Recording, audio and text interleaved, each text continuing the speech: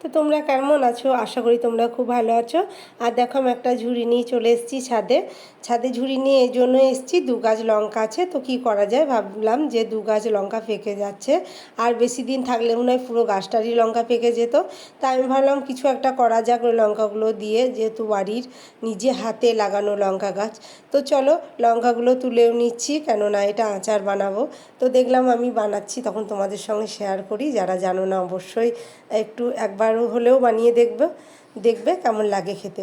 তো চলো আমি 2টো গাছেরই লঙ্কা তুলে নেব। আর দেখো একটা গাছে তোলা হয়ে গেল, তো আর একটা গাছে লাগলাম তুলতে। তো চলো তুলে নিই ঝটপট, কেননা যত তাড়াতাড়ি তুলবো, আর এখন যা রোদ দিয়েছে তাড়াতাড়ি তুলেও নিচে আসতে হবে। তো দেখো তুলে হয়ে গেল, এবার আমি ধুয়ে নিই চলো। তো আমি দেখো ধুয়ে নিচ্ছি বেশ পরিষ্কার করে, কেননা জল থাকলে হবে না, ধোয়ার বাদে একটু রোদে দিয়ে দেবো, কেননা জলটা যেন ভালো করে শুকিয়ে যায়। আর যত জল শুকাবে তত আচারটাও ভালো হবে। আচারে জল এমনও পড়লে নষ্ট হয়ে যায় আচার। তো চলো ধুয়ে নিচ্ছি আমি ভালোভাবে, কেননা অনেক দিন ধরে গাছে আছে, ধুলো ময়লা অনেক কিছুই বসছে লঙ্কার ওপরে।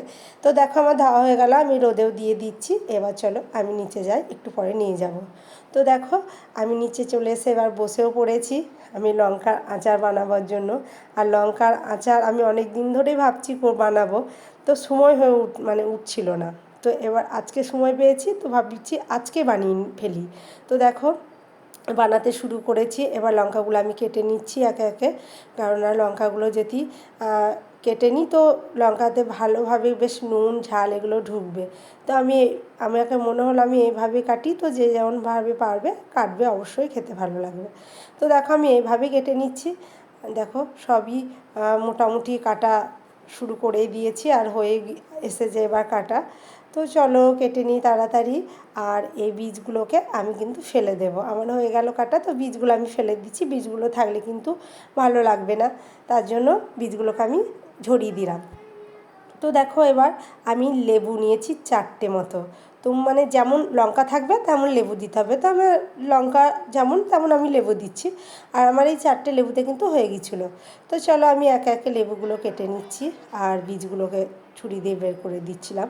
তো দেখো তারপরে আমার লেবুর রস যখন ভালোভাবে ওখানে গালা হয়ে গেল, তো তারপরে আমি কি দিয়ে দিচ্ছি, নুন দিলে কি হয় একটু বেশ ভালো নুনটা ঢুকে যায়। তো লেবুর রসের সঙ্গে নুনটাও আমি দিয়ে দিলাম লঙ্কার ওপরে। তো এবার ভালোভাবে মাখিয়ে নিচ্ছি। এবার আমি একটু রেখে দেবো। তারপরে চলো কী কী মশলা নিচ্ছি তোমাদের সঙ্গে দেখায়। দেখো গোটা ধনে, গোটা জিরে, মেথি গোটা, সর্ষে গোটা, আর ওইদিকে অল্প মৌরি ছিল, তো আমি মৌরিটা অল্পই নিয়েছি। তো চলো এবার ভেজে নিই, খুব পুড়িয়ে দিলে কিন্তু হবে না, তার জন্য আমি হালকা করে আঁচ রেখে হালকা আঁচে কমিয়ে দিয়েছি, খুব বাড়ানো ছিল বলে হালকা আঁচে দিয়েছি, যেন একদম বেশ কড়া কড়া হয়। তো দেখো হয়ে গিয়েছে, মিষ্টির বাটিতে আমি ভরে রাখলাম মিষ্টিতে, কিন্তু আমি পরে গুড়বো। তো আমি কড়াই বসিয়ে তেলও দিয়ে দিলাম। তো চলো তেলটা গরম হোক। তেলটা খুব গরম কিন্তু আমি লঙ্কার ওপরে দেবো না, লঙ্কার ওপরে খুব গরম তেল দিলে লঙ্কাটা ভালো হবে না, খেতে সেদ্ধ হয়ে যাবে। তো দেখো আমি কাশ্মীরি লঙ্কা গুঁড়ো দিয়ে দিলাম লঙ্কার উপরে। তো ভালো করে মাখিয়ে নিয়ে এবার দিয়ে দিলাম যে মশলাটা আমি মিক্সিতে বেটেছিলাম, ওই মশলাটাও দিয়ে দিলাম। দিয়ে দিচ্ছি এবার আমি হিং দিলে কি হয়, গন্ধটা বেশ ভালো বেরোয়। এবার দিয়ে দেবো আমি তেল, অল্প অল্প করে তেল এই জন্যই দিচ্ছি যে খুব গরম দেওয়া চলবে না।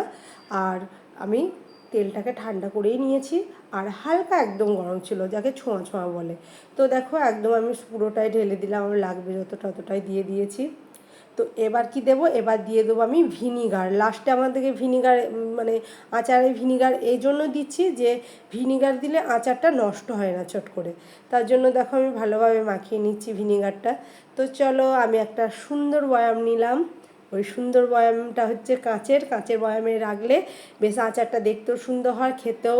আর প্লাস্টিকে রাখলে কি হয়, প্লাস্টিকের বয়ামে বেশি দিন থাকে না আচার। তো আমি নিয়ে নিয়েছি কাঁচের বয়াম। তো সবাই সুস্থ থাকবেন, ভালো থাকবেন। আমাদের আচারের ভালো লাগলে অবশ্যই কমেন্ট একটা রেখে